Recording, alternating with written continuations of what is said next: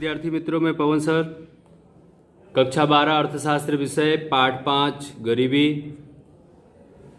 गरीबी में विद्यार्थी मित्रों आज हम गरीबी के कारण, ये देखिए गरीबी के कारण की चर्चा करने जा रहे हैं।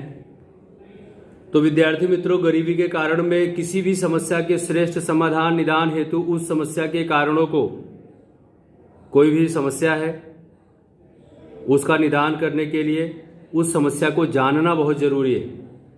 तो उस समस्या के कारणों को जानकर उसे दूर करने के उपाय करने चाहिए।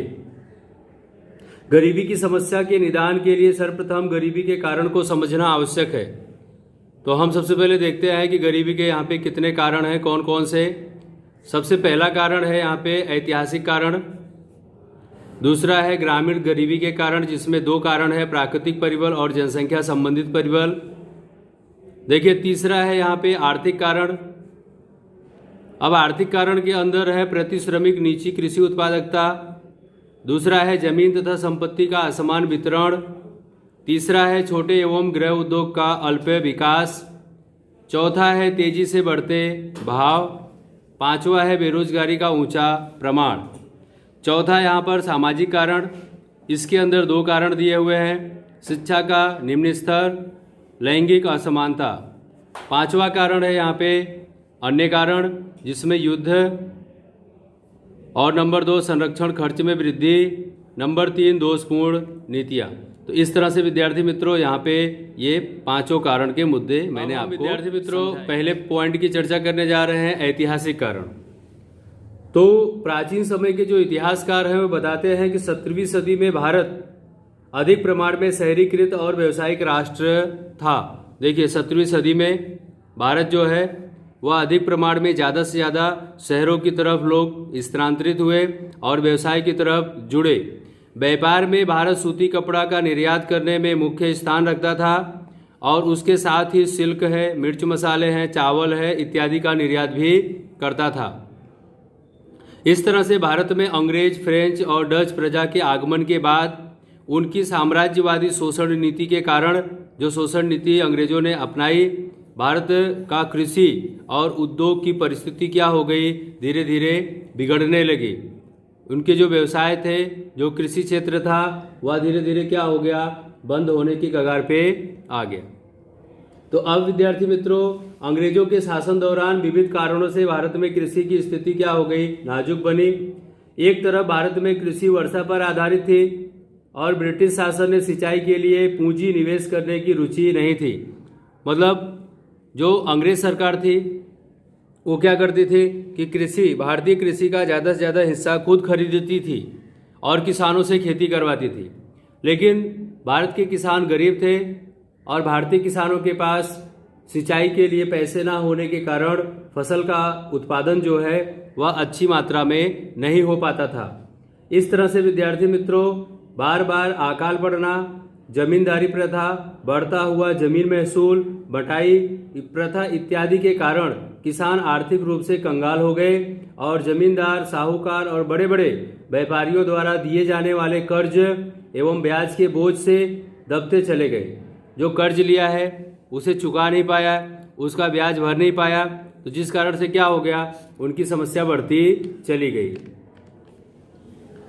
तो किसान भूमिहीन हो गए, क्योंकि अपनी खेती को गिरवी रख के लोन पे या उधार ब्याज पे पैसा लाते थे और पैसा ना चुका पाने के कारण, ब्याज ना चुका पाने के कारण, जो मूलधन है, मूड़ी है, उसे ना चुका पाने के कारण जमींदार, साहूकार, व्यापारी क्या करते थे, किसान की खेती ले लेते थे, अपने नाम पे करवा लेते थे। इसलिए जो किसान था अब वह अपने ही खेत में क्या हो गया, मजदूर बन के रह जाता है। उसकी हालत जो है एकदम बेहाल हो जाती है, जिसके परिणाम स्वरूप गरीबी बढ़ती हुई दिखाई देती है। अब उसके बाद धीरे धीरे व्यवसाय के क्षेत्र में लोग जुड़े, पैसा वाले पूंजीपति लोग अधिक पूंजीवान बने। तो उद्योग और व्यापार के मामले में अंग्रेजों द्वारा भारत में इस प्रकार की व्यापार नीति, कर नीति, औद्योगिक नीति अमल में लाई गई। 3 प्रकार की नीतियां यहाँ पर देखने को मिलती हैं, जिसमें अंग्रेजों को व्यापार में फायदा हो, ऐसा काम अंग्रेजों ने शुरू किया। भारतीय निर्यातों के लिए यूरोप के बाजारों में विविध प्रतिबंध लगा दिए गए। कि भारत जो है वह निर्यात नहीं करेगा, जो अंग्रेज लेकर जाएंगे सिर्फ वही होगा। ठीक है, तो अब भारतीय उद्योग धीरे धीरे क्या होने लगे, बर्बाद होने लगे। इंग्लैंड में उत्पादित वस्तु को भारत में बेचने के लिए विशेष प्रकार की कर राहत और छूट छाट दी गई। अब यहाँ पर क्या देखने को मिला कि भारत का जो उद्योग है, जो वस्तु है, उसे इंग्लैंड में नहीं ले जाना है, लेकिन जो इंग्लैंड का वस्तु है उसे क्या करना है, भारत में लाना है। तो भारत के उद्योग धंधे ऐसे धीरे धीरे क्या हो गए, बर्बाद हो गए, और फिर उसको यहाँ पे लाके यहाँ से सस्ते दाम पे अपने देश ले जाना और वहाँ से चीज वस्तु में रूपांतरण करके भारत में उसे महंगे दामों पर बेचना। ठीक है, तो अब ये समस्या देखने को मिली, जिसके कारण भारत में उत्पादन और विक्रय से अधिशेष प्राप्त हुआ, और जिसका उनके द्वारा इंग्लैंड में पूंजी निवेश करके औद्योगिकरण को बढ़ावा दिया गया। वहां पर उत्पादित माल के विक्रय हेतु भारतीय बाजारों का उपयोग किया जाता था। मतलब भारत से कच्चा माल सस्ते दामों पर ले जाना, इंग्लैंड में उसका उत्पादन करना, चीज वस्तु में परिवर्तन करना। तो विद्यार्थी मित्रों, आप समझ रहे होंगे रोजगार किसको मिलेगा, इंग्लैंड के लोगों को, क्योंकि यहाँ के किसान ने कच्चा माल उत्पादन किया। अब कच्चे माल से जो वस्तु का परिवर्तन होना है, एक वस्तु का दूसरे वस्तु में, कहाँ पे हो रहा है, इंग्लैंड में। उदाहरण के तौर पे मैं आपको यहाँ पे बताऊं कि जैसे कि कपास है, तो कपास का उत्पादन भारत ने किया, और जब कपड़ा बनाना है, धागा बनाना है, तो क्या करना है, ये इंग्लैंड में चला गया। तो इसके बीच की जो प्रक्रिया है, इसमें जो लोग जो यंत्र का उपयोग करके लोगों को रोजगार मिलना था, लोगों को आय मिलनी थी, वो किसको मिला, इंग्लैंड को। तो भारत के उद्योग धंधे क्या हो गए, धीरे धीरे कम और बंद होते चले गए। अब कपड़ा इंग्लैंड से लाकर फिर उसको क्या करने का, भारत में बेचने का। तो इस तरह से भारतीय उद्योगों में काफी संकट देखने को मिला, और व्यापार में भारत के छोटे छोटे उद्योग बर्बाद हो गए, और काफी स्पर्धा यहाँ पर देखने को। मित्रों, अब हम दूसरे पॉइंट की चर्चा करने जा रहे हैं, ग्रामीण गरीबी के कारण। तो ग्रामीण गरीबी के कारण में सबसे पहला कारण है प्राकृतिक परिबल। कौन सा परिबल है, प्राकृतिक परिबल। तो जनसंख्या संबंधी परिबल दूसरा है। ये दो यहाँ पे परिबल दिए हुए हैं जो अभी आपने पहले देखा था। ठीक है, भारत एक कृषि प्रधान देश है। आज भी भारत की लगभग आबादी का एक बड़ा हिस्सा गांव में निवास करता है और कृषि क्षेत्र पर निर्भर रहता है, ऐसा हम देखते हैं। ठीक है, तो भारत में कृषि क्षेत्र में उत्पादन का आधार मुख्य रूप से प्राकृतिक तत्व हैं, जैसे कि वर्षा है, जलवायु है, इत्यादि पर क्या होता है, निर्भर रहता है। ये हम देखते हैं। ठीक है, बार बार अकाल पड़ना, बरसात की अनिश्चितता, मतलब कभी बारिश हो कभी ना हो, कभी सूखा पड़ जाए, कभी बाढ़ आ जाए, ज़्यादा बारिश हो जाए तो भी फसल नष्ट हो जाए, इत्यादि के कारण कृषि क्षेत्र में उत्पादन तथा आय कम और अनिश्चित रहती है, ऐसा देखने को मिला। अब जिसके परिणाम स्वरूप क्या हुआ, गरीबी का प्रमाण अधिक देखने को मिलता है। एक सूखा पड़ जाएगा तो भी फसल का उत्पादन नहीं होगा, अधिक बरसात हो जाएगी तो भी फसल का उत्पादन नहीं होगा, समय से बरसात ना होने के कारण भी फसल का उत्पादन नहीं होता है। इसलिए जो गरीबी है, जो गरीब हैं वो और गरीब बनते चले जाते हैं। दूसरा पॉइंट है जनसंख्या संबंधित परिबल। तो विद्यार्थी मित्रों, यहाँ पे जनसंख्या संबंधी परिबल में भारत में आज़ादी के बाद आयोजन काल दौरान, भारत में आज़ादी के बाद आयोजन काल दौरान आर्थिक विकास के साथ तेजी से सुधरती स्वास्थ्य सेवाओं के कारण क्या हुआ, स्वास्थ्य सेवाएं तेजी से सुधार देखने को मिला। एक तरफ मृत्यु दर में तेजी से क्या देखने को मिली, कमी, और सामने मतलब दूसरी तरफ जन्म दर में विशेष कमी नहीं देखने को मिली।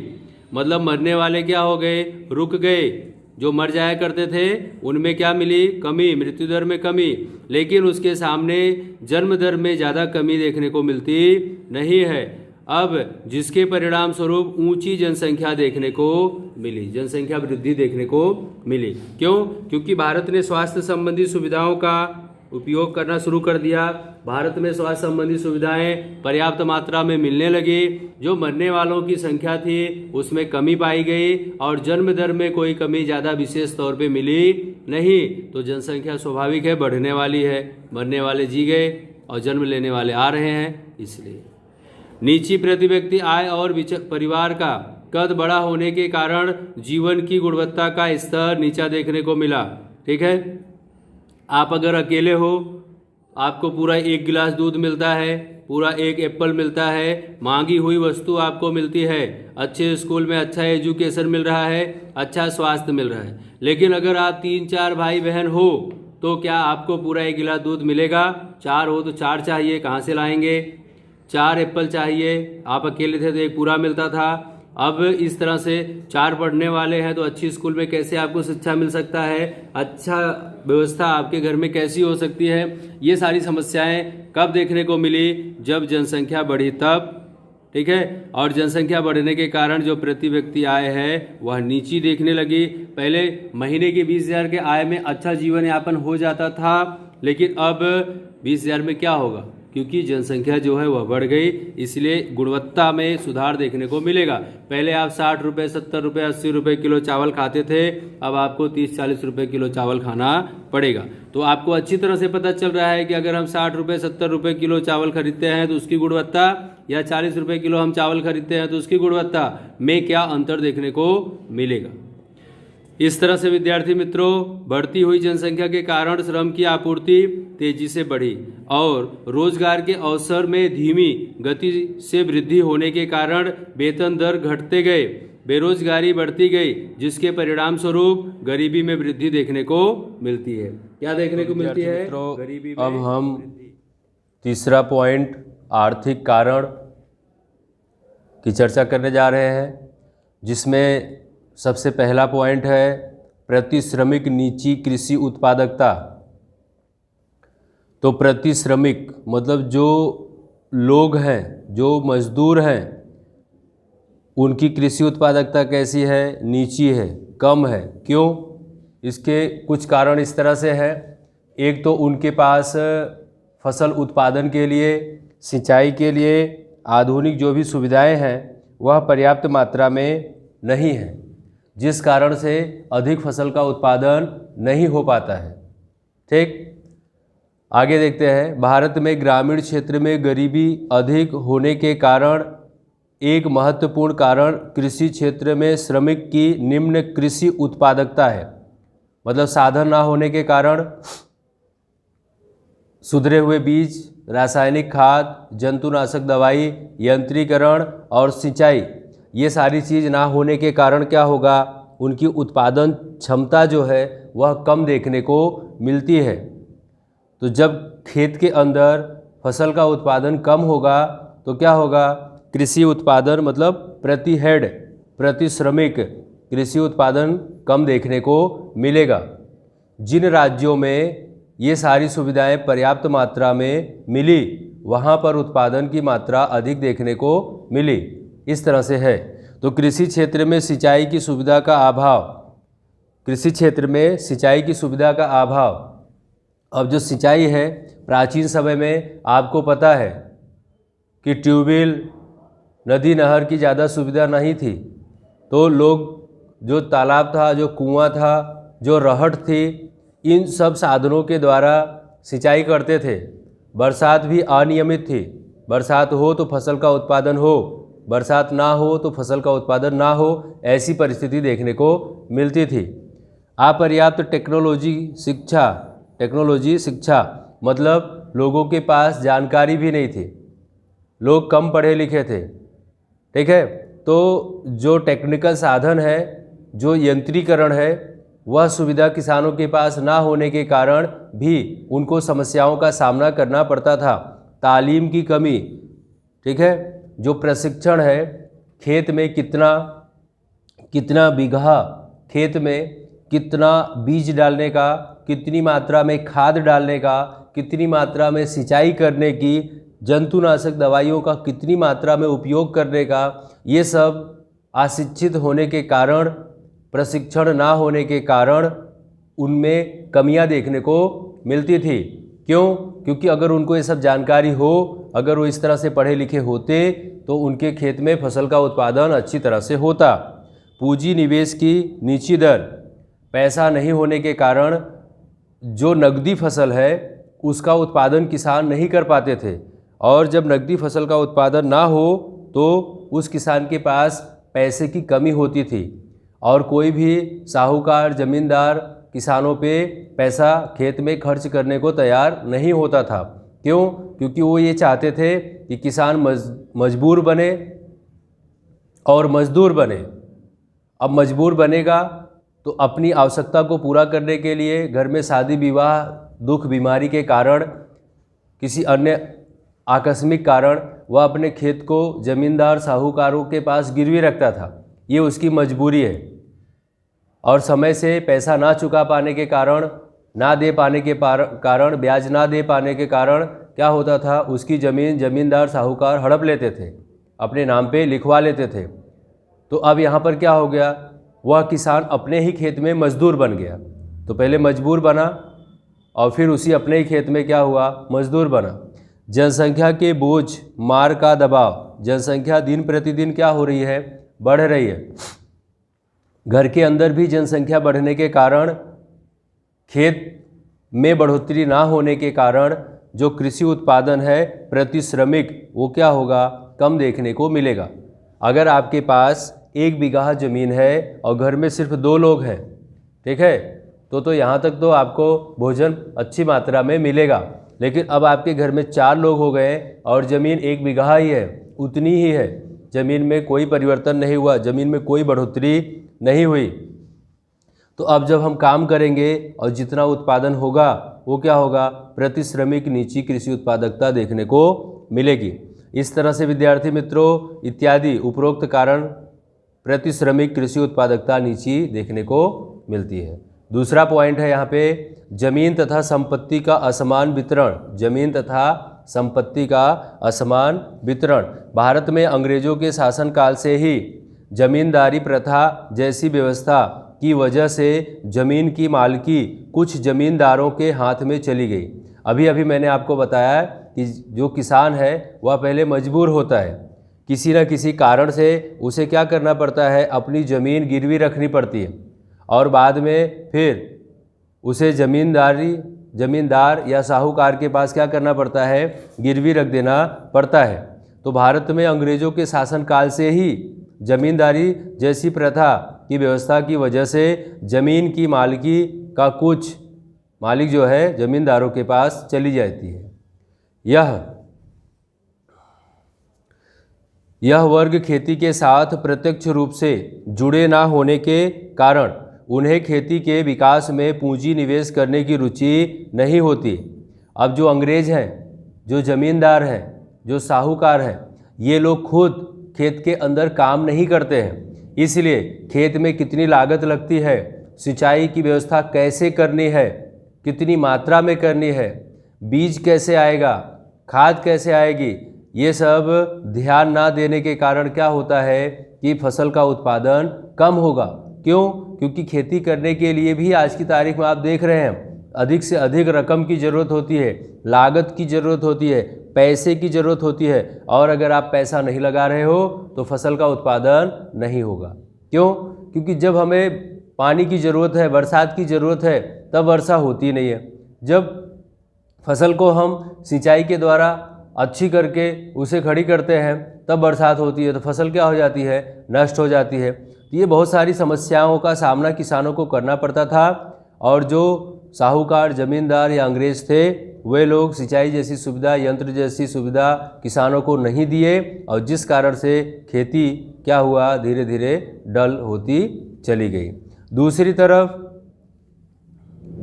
दूसरी तरफ जमीन पर खेती करने वाला कृषि मजदूर या बटाईदार था। क्या था? मजदूर बन के रह गया। बटाईदार मतलब कि आधा उसको देने का, किसको? मालिक को। सारा खर्चा खुद करने का, ठीक है, खाद है, बीज है, सिंचाई है, खुद मजदूरी खुद देने की, और जो भी उत्पादन हो उसका खेत होने के कारण आधा मालिक को देने का। और जिनकी खुद की ज़मीन मालिकी ना होने से उन्हें भी कृषि क्षेत्र में पूंजी निवेश में कोई दिलचस्पी नहीं थी। क्यों कोई दिलचस्पी नहीं थी? क्योंकि उसका मुख्य कारण ये है कि मान लो आज अगर कोई ज़मींदार किसी किसान को खेत बटाई पे या मजदूरी पर देता है तो 2 साल वह उस खेत को अच्छी तरह से मरम्मत करके मजदूरों के द्वारा उसका सुधारा करवाता है। अब वह खेत उपजाऊपन वाला हो गया, फसल का उत्पादन करने वाला हो गया। तो ऐसे परिस्थिति में जो जमींदार साहूकार हैं क्या करते हैं, उस खेत को उस व्यक्ति से छुड़वा लेते हैं। तो जो व्यक्ति पहले उस खेत में खेती करता था उसको तो अब तकलीफ होगी, क्योंकि बड़ी मेहनत से उसने उस खेत को बनाया, उत्पादन करने योग्य बनाया, उपजाऊ वाला बनाया, तो ये तो समस्या देखने को मिली। इसलिए जो किसान, जो मजदूर उस खेत में काम करता था वह उसमें ज़्यादा दिलचस्पी लिया नहीं, क्योंकि उसको पता है कि जब मैं खेत की अच्छी तरह से दुरुस्तीकरण कर दूंगा तब यह मालिक जो है वह खेत हमसे ले लेगा। इसलिए वह भी कोई ऐसा रस नहीं दिखाता है, और जब वह भी खेत के अंदर अच्छा उत्पादन के लिए अच्छी मेहनत नहीं करता है तो उसी खेत में से फसल का उत्पादन की मात्रा क्या होगी, मित्रों, कम हो जाती है। जो हमने जमीन तथा संपत्ति का असमान वितरण देखा, उसमें क्या क्या कठिनाइयां हैं उसको देखा, तो इसके परिणाम स्वरूप कृषि क्षेत्र में कृषि उत्पादन और कृषि उत्पादकता नीची होने के कारण देश के अंदर गरीबी का प्रमाण ऊंचा देखने को मिलता है। अब हम तीसरा पॉइंट, छोटे एवं गृह उद्योगों का अल्प विकास की बात करने जा रहे हैं। भारत में द्वितीय पंचवर्षीय योजना से ही आर्थिक विकास के व्यूह रचना के भागरूप आधारभूत एवं बड़े उद्योगों को महत्व दिया गया है। भारत में द्वितीय पंचवर्षीय योजना से ही आर्थिक विकास की व्यूह रचना के भागरूप आधारभूत एवं बड़े उद्योगों को महत्व दिया गया, परंतु ग्रामीण क्षेत्रों में छोटे और गृह उद्योग जिनका क्या है, रोजगार, उत्पादन, आय में महत्वपूर्ण योगदान देते हैं, जो छोटे हैं, क्योंकि घर के अंदर जो भी लोग हैं वो सब क्या करते हैं कि घर में ही काम कर लेते हैं। एक व्यक्ति नौकरी पे गया है, बाकी घर के जो लोग हैं वो लोग क्या करते हैं, घर पे ही गृह तथा छोटे उद्योगों को बढ़ावा देते हैं। अब घर में उनको रोजगार मिलता है, उत्पादन होता है, आय मिलती है। ये इस तरह से क्या करते हैं, ग्रामीण क्षेत्रों के लोग इस गृह तथा छोटे पैमाने के उद्योगों को महत्वपूर्ण योगदान देते हैं। लेकिन हुआ क्या कि उसमें इन उद्योगों की उपेक्षा की गई। क्या की गई? उपेक्षा। कृषि के साथ जुड़े हुए उद्योग जैसे कि पशुपालन करना, देखिए कृषि के साथ जुड़े हुए उद्योगों में जैसे कि पशुपालन करना, डेयरी उद्योग, मत्स्य उद्योग, ये सब उद्योग इत्यादि के सीमित विकास के कारण मौसमी बेरोजगारी अधिक दिखाई देती है। कौन सी बेकारी अधिक दिखाई देगी? मौसमी बेकारी अधिक दिखाई देती है, जिससे गरीबी का प्रमाण अधिक देखने को मिलता है। गरीबी का जो प्रमाण है वह क्या है, हमें अधिक दिखाई देता है। क्यों? क्योंकि मौसम के आधार पे हमें काम मिलता है और बाकी समय हमें क्या करना पड़ता है, बेकार रहना पड़ता है। अब जैसे कि यहाँ पे मौसमी बेकारी की बात हो गई है तो उसकी अपने चर्चा कर लेते हैं। एक साल के अंदर 12 महीना होता है, ठीक है। तो 12 महीना में से क्या होता है कि कोई भी व्यक्ति को कम से कम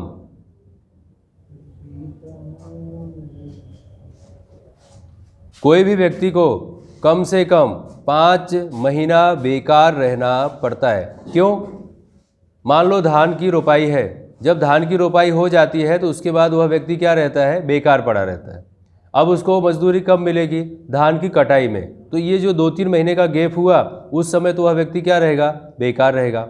फिर धान की कटाई हो जाएगी, फिर धान की कटाई से लेकर गेहूं की बुआई तक वह फिर बेकार पड़ा रहेगा।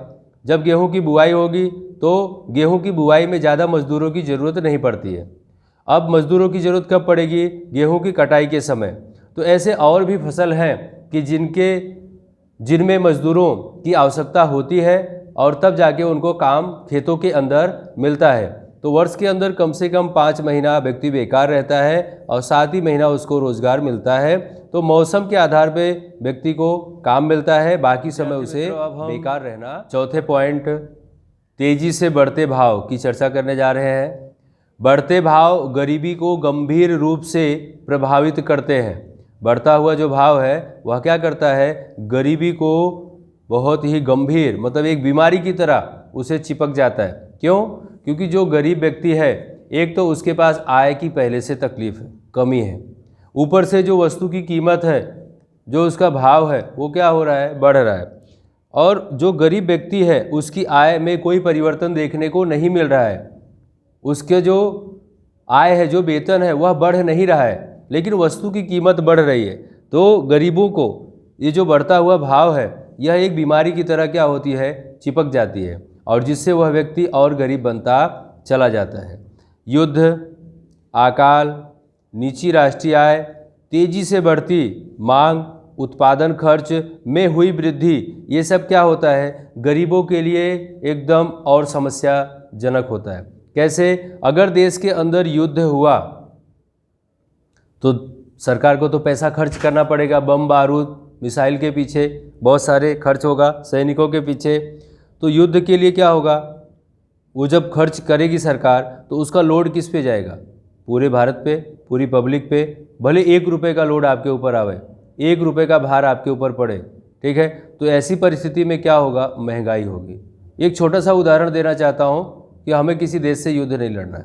अगर हमारा पड़ोसी से ही झगड़ा हो जाए और हमें पुलिस स्टेशन जाना पड़े तो 2-4, 5-10 हज़ार रुपया हमारा खर्च हो जाता है। जब 2-4, 5-10 हज़ार रुपया हमारा खर्च हो जाता है तो इससे तो हम गरीब हो गए। तो ये हमें कब पता चलता है, पैसा खर्च होने के बाद। तो हमें क्या लगता है, यार झगड़ा ही नहीं किया होता, थोड़ा सुन लिया होता, थोड़ा लेट गो कर दिया होता, बात को अनसुना कर दिया होता, तो ये इतना पैसा खर्च नहीं होता और हम गरीब नहीं बनते। अब देश के अंदर क्या होता है, जब अकाल पड़ जाता है, सूखा पड़ जाएगा, ठीक है, या बहुत ज़्यादा बरसात हो जाए, अनावृष्टि, अतिवृष्टि, ऐसी परिस्थिति आ जाए तो भी फसल का उत्पादन नहीं होता है, तो भी अनाज की कीमत बढ़ती है, तो भी गरीबी बढ़ती है। अब नीची राष्ट्रीय आय होगी, जब नीची राष्ट्रीय आय होगी तो देश में विकास नहीं होगा, देश में विकास नहीं होगा तो लोगों को रोज़गार नहीं मिलेगा, लोगों को जब रोज़गार नहीं मिलेगा तब क्या होगा, लोग गरीब बनते चले जाएंगे। तेज़ी से बढ़ती मांग, ठीक है, किसी भी वस्तु की मांग बढ़े, लेकिन मांग तो बढ़ रही है, उसके बदले में उत्पादन नहीं बढ़ रहा है, तो जिससे क्या हो रहा है, वस्तु की कीमत बढ़ रही है।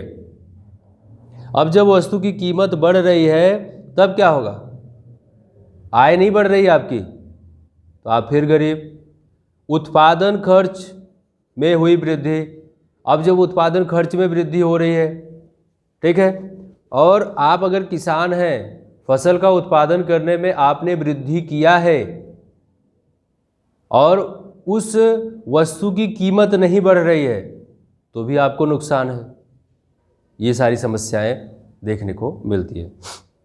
तो इत्यादि कारणों से चीज वस्तु और सेवाओं एवं खाद्यान्न सामग्री के भाव में तेजी से वृद्धि होती है और जिसके परिणाम स्वरूप कम आय वाले वर्ग की कार्यशक्ति, क्रय शक्ति क्या होती है, तेजी से कमी देखने को मिलती है, घट जाती है और जीवन स्तर नीचा हो जाता है, गरीबी क्या होती है, बढ़ती है।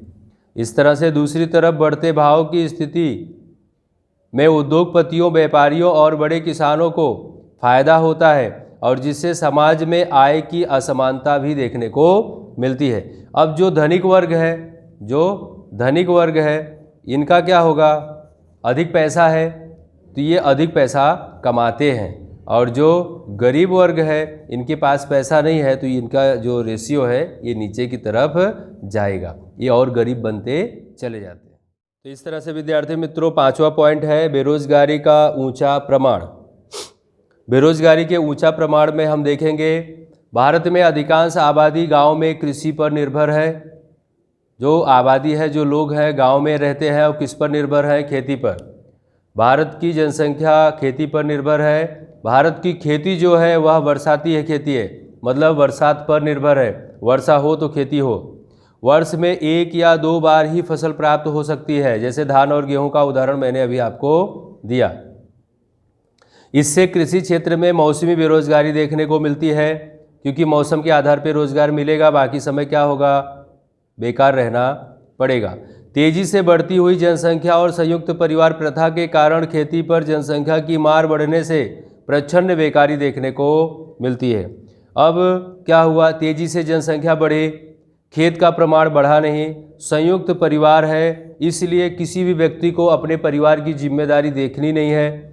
ठीक है, आपके दादा है तो आपके पिता एकदम फ्री है, दादा सबको हैंडल कर रहे हैं, सबकी लिखाई, पढ़ाई लिखाई, शादी विवाह, दवा दारू कर रहे हैं, इसलिए जनसंख्या घर में और बढ़ गई। खेत बढ़ा नहीं, सब लोग मिलकर खेतों में काम करने के लिए गए तो क्या हुआ, प्रच्छन्न बेकारी देखने को मिली। यहाँ पर मैं आपको एक उदाहरण देना चाहूँगा प्रच्छन्न बेकारी का। जैसे कि एक खेत है और उतने ही माप का ये दूसरा खेत है, ठीक है, उतने ही माप का ये क्या है, दूसरा खेत है। इस खेत में 10 लोग मिलके 100 टन गेहूं का उत्पादन करते हैं और इस खेत में 8 लोग मिलके 100 टन गेहूं का उत्पादन करते हैं। ठीक है, तो अब क्या हुआ, यहाँ 2 लोग कम, यहाँ 2 लोग ज़्यादा। अगर इन 2 लोगों को किसी अन्य क्षेत्र में, अन्य खेत में, अन्य कंपनी कारखाना में रोजगार मिला होता तो इनका उत्पादन और प्रति श्रमिक उत्पादकता दिखाई देता। तो ये जो प्रच्छन्न बेकारी यहाँ पर देखने को मिली, ये देखने को मिलती नहीं। तो इसी तरीके से गरीबों में कृषि क्षेत्र में पूरक उद्योग का कम विकास, निरक्षरता मतलब कम पढ़े लिखे, श्रम की कम गतिशीलता, कहीं दूर जाना नहीं है काम के लिए, अपने गांव में ही काम चाहिए, इत्यादि के कारण बेरोजगारी का प्रमाण खूब ऊंचा देखने को मिलता है, जो कि गरीबी का एक कारण देखने को मिलता है। ठीक है, अब अगर हमें गांव के अंदर पूरक उद्योग नहीं मिल रहा है तो हमें शहरों की तरफ जाना चाहिए, दूसरे खेतों में जाना चाहिए, दूसरे कोई उद्योग के साथ जुड़ना चाहिए। अगर हम दूसरे उद्योग के साथ जुड़ेंगे तो प्रच्छन्न बेकारी देखने को नहीं मिलेगी।